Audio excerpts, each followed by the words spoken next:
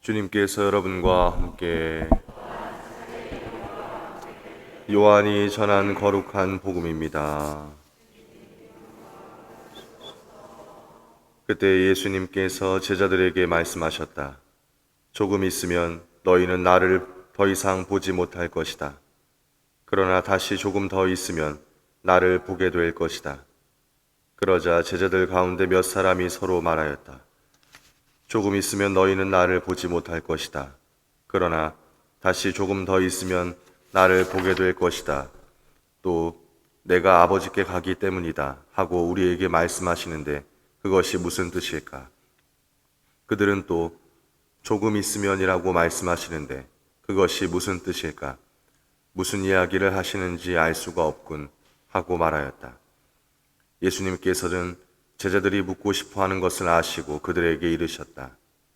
조금 있으면 너희는 나를 보지 못할 것이다. 그러나 다시 조금 더 있으면 나를 보게 될 것이다 하고 내가 말한 것을 가지고 서로 묻고 있느냐? 내가 진실로 진실로 너희에게 말한다. 너희는 울며 애통해 하겠지만 세상은 기뻐할 것이다. 너희가 근심하겠지만 그러나 너희의 근심은 기쁨으로 바뀔 것이다. 주님의 말씀입니다.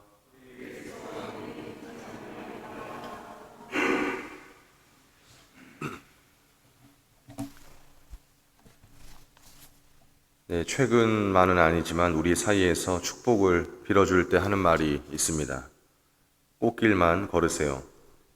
언제나 행복하길 바라는 마음을 가득 담고 있지만 한편으로 우리 삶이 언제나 행복하고 즐겁고 기쁠 수만은 없음을 역설적으로 보여주는 것 같습니다. 누구에게나 찾아오는 나름의 어려움이 있고 또 그 어려움을 바라보는 여러 가지 시선 또한 존재합니다. 여러 시각들 중에 하나로 긍정 심리학을 꼽을 수 있습니다. 한국교회 내에서는 무지개 원리, 하는 일마다 잘 되리라 등으로 알려지기도 했습니다. 어떤 어려운 상황에 놓였을 때 그 안에 존재하는 가치 있는 것들을 발견하기 위해 긍정적으로 바라보는 시각을 이야기합니다. 아마 많은 사람들이 긍정적으로 바라보기를 시도하면서 많은 힘을 얻었을 것입니다. 그러나 제대로 알고 적용하지 않을 때 곧 오로지 긍정적인 것으로만 모든 것을 변화시키려고 할 때 과연 십자가의 의미를 제대로 알 수 있을지에 대해서는 물음표를 던지게 됩니다. 누구에게나 어려움이 있듯이 저에게도 어려움이 있었고 또 있습니다. 저는 긍정적이기보다는 부정적입니다. 낙천적이기보다는 비판적입니다. 이 같은 성향은 어떤 어려움에 닥쳤을 때 문제를 해결하라고 저를 부추깁니다. 어려움을 어려움이 아닌 것으로 변화시키고 해결했다는 성취감을 얻으려고 합니다. 그러나 저에게 찾아온 어려움은 긍정이라는 허울 좋은 옷을 입었을 뿐 그 안에 감추어진 속살은 그대로였습니다. 해결하기를 멈추었을 때 비로소 그 어려움 자체를 보게 되었습니다. 그리고 견디게 되었습니다. 견디고 또 견디는 시간이 계속되던 어느 날 더 이상 어렵지 않게 될 때가 있었습니다. 어려움은 해결된다기보다는 지나가는 것이 아닐까 하는 생각입니다. 오늘 예수님께서 조금 있으면 너희는 나를 더 이상 보지 못할 것이다.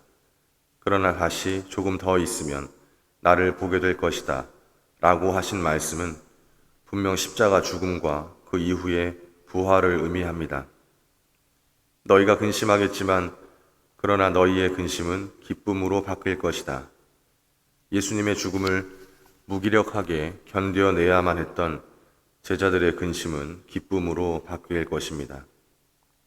사랑하는 형제, 자매 여러분, 십자가 그 자체는 고통과 죽음, 가장 극악무도한 범죄이지만 바로 그 십자가에 부활의 영광이 함께 걸려 있습니다. 절망이 희망으로, 죄가 구원으로, 미움이 사랑으로 바뀌는 삶의 신비를 우리는 목격하고 있습니다. 십자가는 그야말로 우리 인간의 삶이라는 드라마와 그 종착역을 가장 잘 보여주고 있습니다. 십자가를 통해 알게 된 삶의 진리로 오늘도 나에게 닥친 어려움들이 잘 지나가기를 축원합니다.